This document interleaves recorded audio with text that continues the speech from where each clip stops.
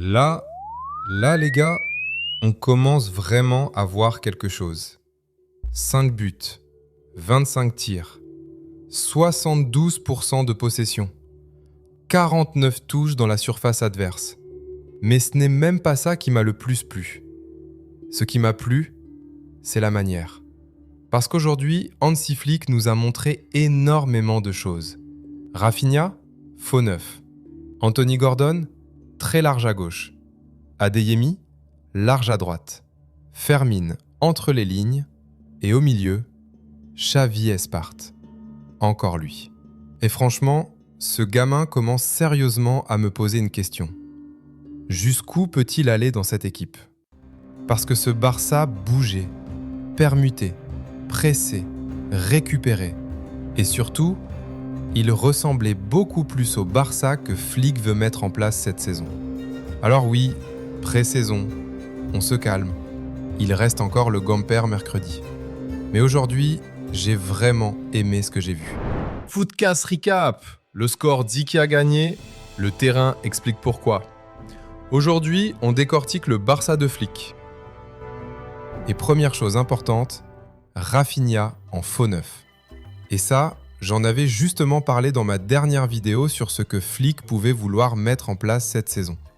Si vous ne l'avez pas vue, allez la regarder après celle-ci. Parce qu'aujourd'hui, on l'a vraiment vu. Rafinha ne reste pas entre les deux centraux à attendre un centre. Impossible, ce n'est pas son jeu. Il décroche, il vient demander, il repart, il attaque l'espace, il peut apparaître à gauche, à droite. Et surtout, il oblige les défenseurs de balle à constamment se demander « Est-ce que je le suis ou est-ce que je protège ma ligne ?» Et Gordon, franchement, c'est exactement ce que je voulais voir. De la largeur, de la vraie largeur. Un joueur qui reçoit et qui n'a pas besoin de 10 touches pour comprendre qu'il peut attaquer son défenseur. Il provoque, il accélère, il déborde, il centre. Et surtout, il comprend déjà assez bien comment ses mouvements doivent libérer les autres. Quand Gordon reste large, Baldé n'a pas besoin de prendre immédiatement toute la responsabilité offensive du couloir. Et quand Gordon rentre à l'intérieur, là Baldé peut passer. Et pour moi, ça peut énormément aider Baldé cette saison. Et c'est pour ça que l'arrivée de Gordon peut aussi être intéressante pour Baldé. Parce que Baldé n'est pas obligé de faire toujours la même chose. Par moments, Gordon maintient complètement le couloir et Baldé peut rester plus bas ou venir intérieur. Et à d'autres moments, Gordon attaque le demi-espace, Espart descend et Baldé part dans son dos. C'est cette complémentarité qu'il faut développer. Parce que Baldé doit encore retrouver beaucoup de confiance dans son jeu. Mais avec un ailier capable de lui donner des repères clairs, ça peut lui faire énormément de bien. Et regardez maintenant la structure avec ballon, parce qu'elle est vraiment intéressante. Eric Garcia est latéral droit sur la feuille. Mais quand Barcelone s'installe, il peut rester beaucoup plus bas et devenir pratiquement le troisième défenseur. Gérard Martin, Christensen, Eric. Devant eux, Bernal. Et selon l'action, Baldé peut venir à côté de lui. Et là, tu fabriques ton 3-2-5. Mais ce que j'ai encore plus aimé, c'est que ce n'était pas figé. Quand Baldé partait, Espart pouvait descendre à côté de Bernal. Gordon rentrait. Et tu retrouvais encore 5 joueurs très hauts, mais pas les mêmes. Et ça, c'est très Flick. La structure reste, mais les hommes changent de zone. Donc l'adversaire ne peut jamais simplement dire « je prends celui-là » et je le suis pendant 90 minutes. Mais mon homme du match avec Adeyemi, c'est Xavi Espart. Franchement, quelle pré-saison il est en train de faire. Et ce qui me plaît, c'est que maintenant on ne parle même plus seulement du latéral polyvalent. Aujourd'hui, il joue plus haut, numéro 8, demi-espace gauche. Et il était partout, toujours disponible, toujours dans le bon angle. Il demande, il remet, il se projette, il entre dans la surface, il peut jouer dans des petits espaces. Et surtout, il voit vite, très vite. À ce poste-là, j'ai vraiment envie d'en voir encore plus. Et Bernal aussi, je l'ai trouvé beaucoup plus à l'aise. On voit encore qu'il revient progressivement. Il paraît parfois encore un petit peu lourd dans certaines courses. Mais avec ballon, j'ai aimé. Orientation, petits espaces, calme. Il sert vraiment de point de stabilité. Et c'est important parce que pendant que tout bouge devant lui, il te faut quelqu'un qui reste capable de remettre de l'ordre dans l'action. Et Adeyemi, quel match! Et lui, je pense qu'on comprend déjà pourquoi il va énormément élever le niveau du banc. Il peut partir à droite, il peut jouer à gauche, il peut attaquer l'axe. Mais ce que j'aime surtout, c'est son jeu sans ballon. Il ne regarde pas simplement le ballon, il attaque, il dédouble, il change de zone, il donne de la profondeur. Et avec la vitesse qu'il possède, chaque fois que Raphinha décroche, Adeyemi peut attaquer l'espace libéré. Et le premier but, c'est exactement cette mobilité. Raphinha, le faux neuf est maintenant côté droit. Pourquoi ? Parce qu'il a parfaitement le droit de quitter l'axe. Il attaque la surface, va jusqu'au bout. Et regardez Adeyemi. Il ne reste pas comme un plot sur son aile. Il attaque le centre. Raphinha le trouve en retrait. Contrôle, frappe, 1-0. Et ça, c'est exactement l'intérêt de jouer avec des attaquants capables d'occuper plusieurs zones. Et sans ballon, j'ai énormément aimé aussi. Très souvent, Fermín montait à côté de Raphinha, 4-4-2. Et Raphinha, bon, vous connaissez. Ce gars presse comme si quelqu'un lui avait volé quelque chose, sans arrêt. À droite, Adeyemi pouvait orienter. À gauche, Gordon faisait pareil. Et surtout, tout le monde suivait. Parce qu'un pressing n'est spectaculaire que si le deuxième et le troisième joueur avancent aussi. Et ça change complètement la perception de la ligne haute. Parce que oui, Barcelone défend toujours très haut, ça ne va pas disparaître. Mais une ligne haute devient réellement dangereuse quand le joueur adverse possède le ballon à 3 secondes, lève la tête et peut choisir sa passe. Aujourd'hui, ça arrivait beaucoup moins. Pourquoi ? Parce que le pressing devant était meilleur. Si Raphinha presse, Fermín ferme. Si le ballon va à gauche, Adeyemi monte. Bernal et Espart avancent derrière. Donc même quand Basel arrive à jouer, la passe est souvent faite sous pression. Et là, ta défense haute devient beaucoup plus facile à protéger. Mais je ne vais pas non plus faire comme si tout était parfait. Parce qu'à 43 minutes, Basel égalise. Et ça rappelle aussi un problème. Tu peux dominer, tu peux avoir le ballon, tu peux récupérer très haut, mais une action mal gérée, un ballon qu'on ne nettoie pas correctement, et l'adversaire peut te punir. C'est encore de la pré-saison, mais défensivement, il reste des détails à régler.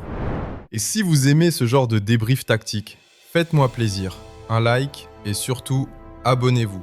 Ça prend 2 secondes et ça aide énormément la chaîne.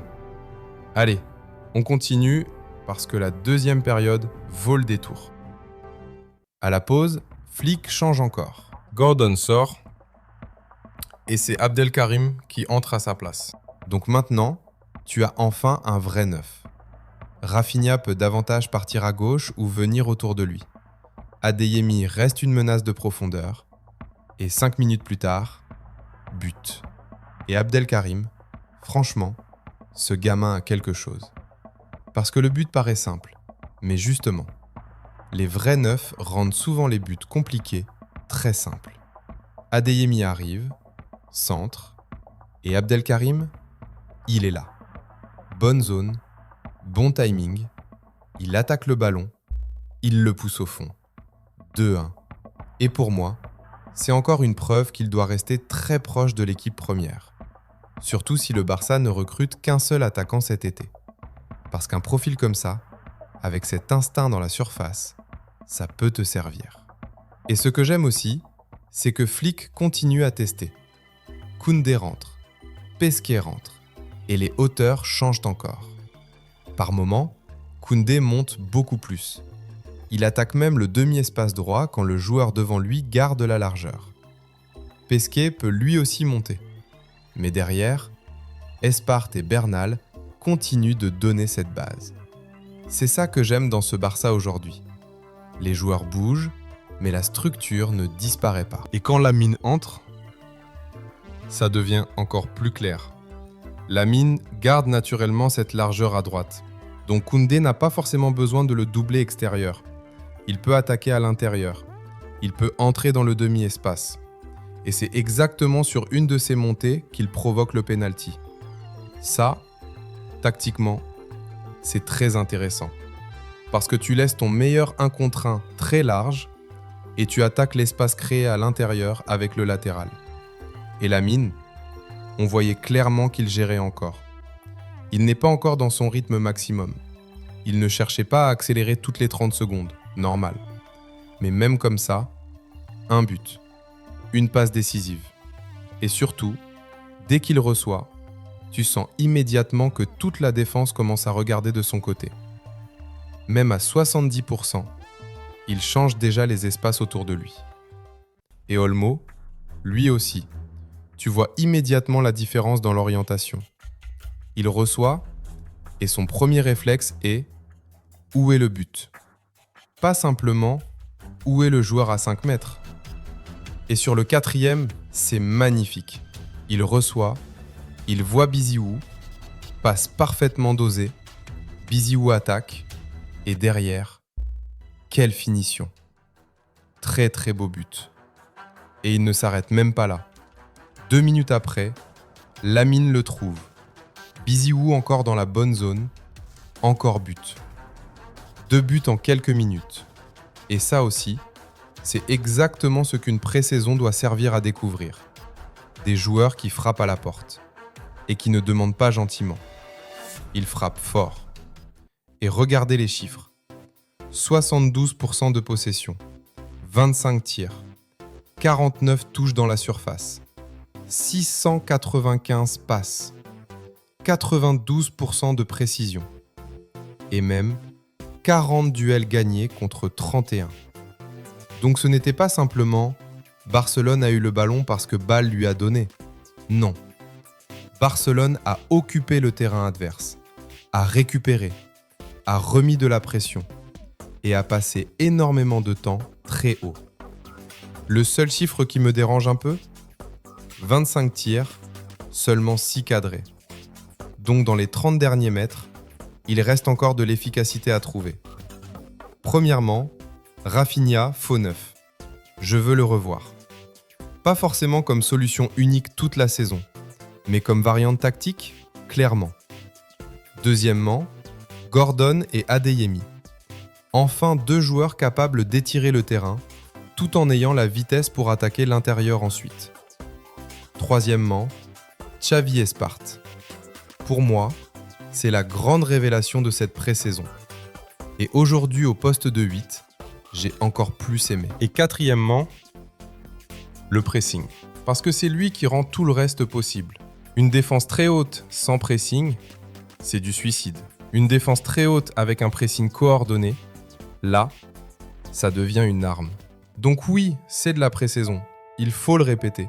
Basel n'est pas le Real Madrid. Ce n'est pas une demi-finale de Champions. Et mercredi, on aura encore le Gamper contre Al-Ahly pour continuer à regarder les essais de flics. Mais aujourd'hui, le contenu est très encourageant. Parce qu'on ne voit plus seulement des joueurs qui essayent de retrouver leurs jambes. On commence à voir des principes. Et quand les principes apparaissent aussi clairement, là tu peux commencer à te projeter. 5-2. Mais au-delà du score, moi je repars surtout avec énormément de questions positives. Est-ce que Raphinha faux neuf peut devenir une vraie variante ? Jusqu'où Xavi Espart peut-il monter dans la hiérarchie ? Est-ce que Gordon va permettre à Baldé de retrouver sa meilleure version ? Combien de minutes Adeyemi va-t-il réussir à aller chercher ? Et Abdelkarim, est-ce qu'il vient réellement de gagner une place dans la rotation ? Parce que ce soir, il y avait du talent, mais surtout, il y avait une idée. Et le Barça de Flick commence vraiment à prendre forme. Visca Barça. Dites-moi votre homme du match. Moi, je suis entre Xavi Espart et Adeyemi. Et dites-moi surtout si vous voulez revoir Raphinha dans ce rôle de faux neuf. Abonnez-vous. Visca Barça.